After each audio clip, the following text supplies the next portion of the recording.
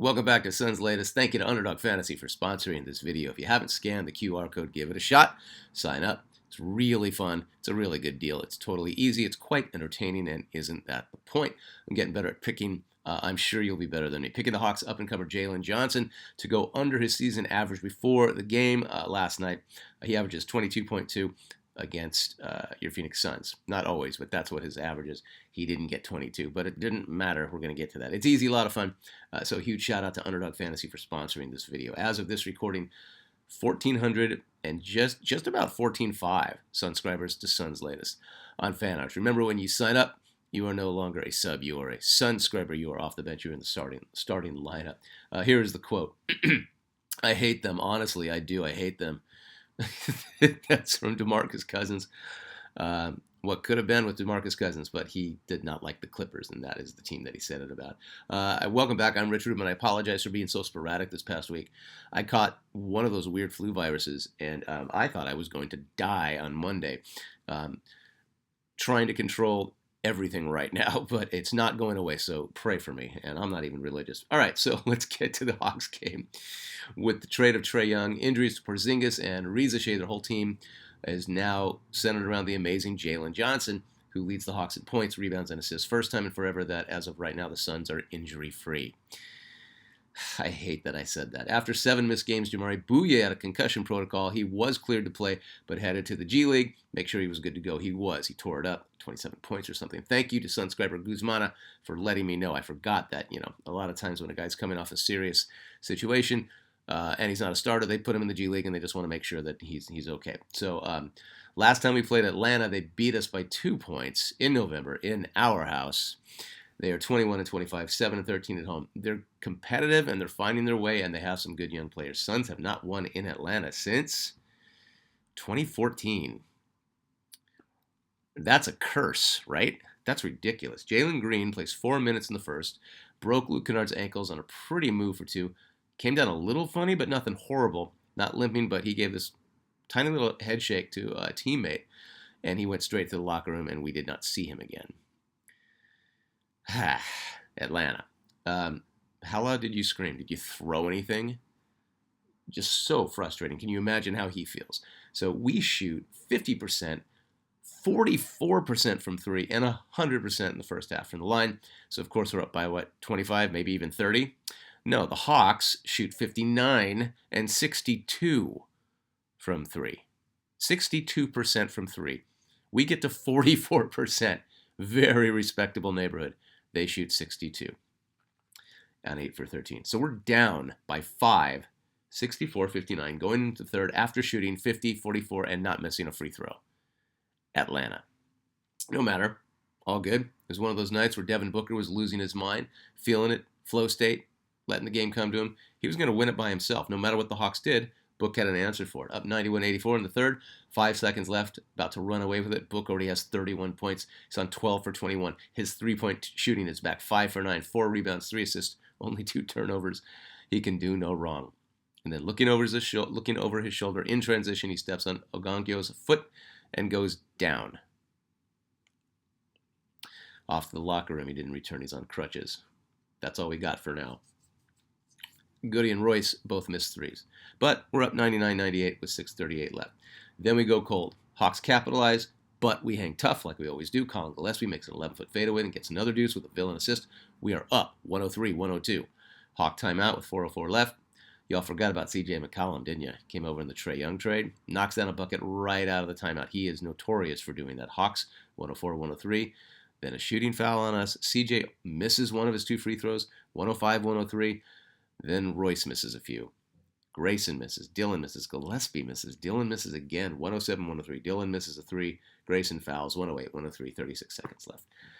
Book might have gone for 50 if they left him in and he hadn't hurt himself. And we would have won this game. We are cursed in Atlanta. Last game of a long road trip, though, and it was ours, but no Book or Green. And our luck against the Hawks, too much. But this Suns team, I'm fine with the loss. Whatever. I'm out of my mind with what happened to Book and Green. We get one day of a fully healthy team besides Bouye, and look what happens. but we keep battling. We have won 12 out of 17, 27 and 18, sixth in the West, second in the Pacific Division. Did you know that for Friday, we were first place in the Pacific Division for an entire day? But with the loss, 0.05% points behind the Lakers, we would be third in the East. We are back home tomorrow, Sunday the 25th, against the Heat. Let's get some revenge on those guys, don't you think? That would be nice.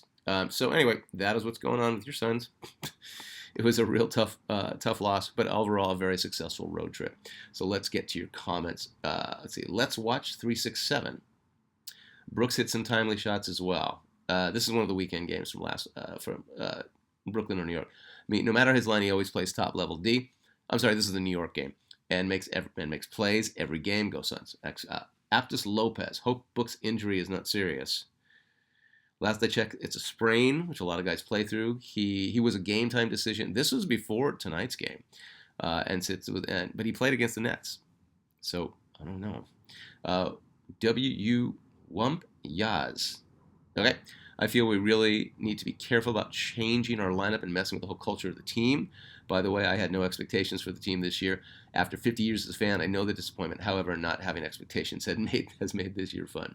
Hey, if it ain't broke, right, but certain needs should be addressed. We've all mentioned, no matter how clutch Royce O'Neal has been, true power forward can really help Mark Williams against the more physical front lines would be welcome. We could actually really use that, and that might come down to getting rid of somebody that we love. The two guys I keep coming back to are Bobby Portis, and now that he's healthy again, Domantas Sabonis. Both would fit into Coach Ott's system right away. Either one.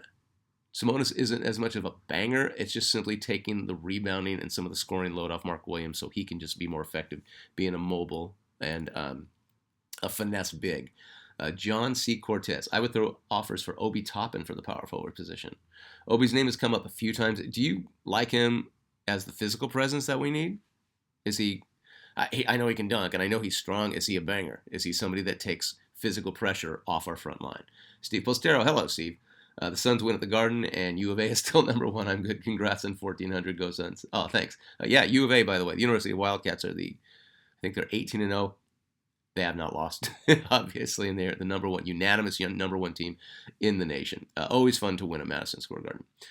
Edmund for GUI. Recently discovered your channel. Love your content. Just curious how you got started making content.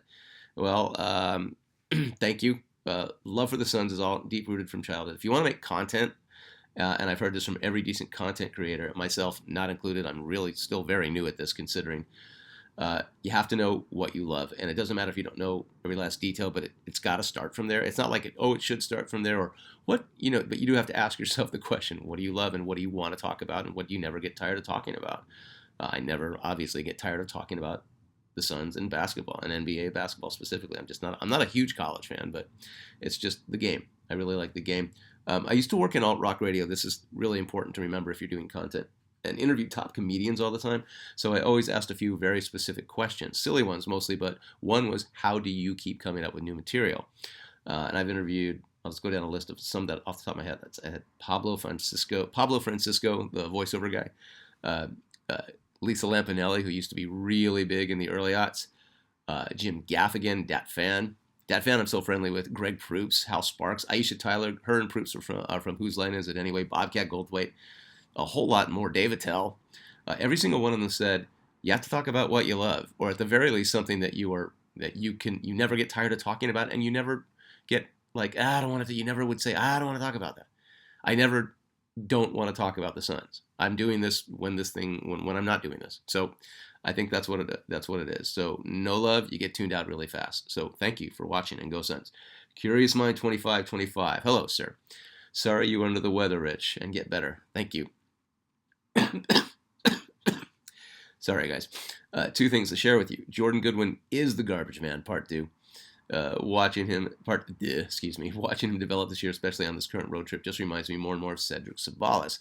Goody will probably never average 20 like Cedric did, but his motor never runs out of gas. Yeah, really physical, really just active guy. Secondly, Jalen Green looked pretty darn good fitting into the Suns' complete scheme. It's just so hard. These are a couple of older quotes before the game, the Hawks game. Not only does he have a connection to Oso, another feather to Oso, and his adaptability connect with his team, but his open court defense is there. Yep. Twice he stayed with the Sixers guard, breaking down the court, defended them about as well as anyone can on the run. I look for Green to play both ends of the court, looking to rebound, assist, and score, playing within the team with what they need at the moment. Plus, he will step up and make the big shot when needed, but not to the point that breaks game flow. That step back three he made near the end of the third quarter in Philly, where he broke the defender's ankles, got me out of my chair yelling. Hopefully, we're going to see more of that. And earlier last night, it wasn't that big a deal. Thank you very much. This is one lingering, but not as bad as it was a few days ago. I've been sick before. Nothing's come close to this. So random. Stay vigilant. Hydrate. Fresh fruits, veggies, less sugar and booze. Rest. Okay, once again, you make really good points. And yes, Jalen Green is the real deal. What I'm excited about is Coach will be sure to let him be himself and rein him in if needed. He's in a system now, and you know Coach Ott doesn't care what you did the last few years. That step back, I've watched it over 10 times. The ankle breaker on the Hawks game, I watched it a bunch of times. Yeah, so it's exciting. Stay very positive, guys. We got to make sure that we stay positive for our guys. Drill Sergeant, you forgot to include the shocking updates. Oh, you forgot to have a nice steamy mug. Shut the hell up. All right, so let's move it on. All right, so fast breaks, buzzer beaters, and block parties are back, and Underdog is the best place to get in on all the action. Playing on Underdog is easy. Just pick whether your favorite players will go higher or lower on stats. Like, consider the stats, like points and rebounds and assists, anything like that. More stuff, whatever stat you can come up with. Get your picks right, and you could win up to 5,000 times your cash. This week on Underdog, I was looking at the Kings' Domantas Sabonis. I think he'd be good for the Suns, for lower than his 11 rebounds per game average, and the Cavs' Evan Mobley for higher than his 8.7 rebounds per game average. I think they played last night. Download the app today and use promo code BASKETBALLFAN to score $75 in bonus entries when you play your first $5. That's promo code BASKETBALLFAN. Underdog. Make picks. Win money. Must be 18 plus. 19 plus in Alabama and Nebraska. 19 plus in Colorado for some games. 21 plus in Arizona, Massachusetts, and Virginia. And present in a state where Underdog Fantasy operates. Terms apply. See assets.underdogfantasy.com/play and get terms DFSTML for details. Offer not valid in Maryland, Michigan, New Jersey, New York, Ohio, and Pennsylvania. Concerned with your play? Call 1-800-GAMBLER or visit www.ncpgambling.org. In New York, call the 24/7 hotline at 1-878 or text HOMI 467-369.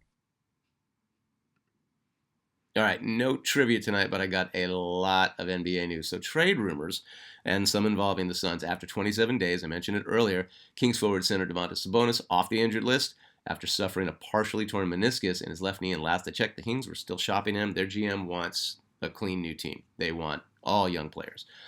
So forget about contracts, forget about luxury tax.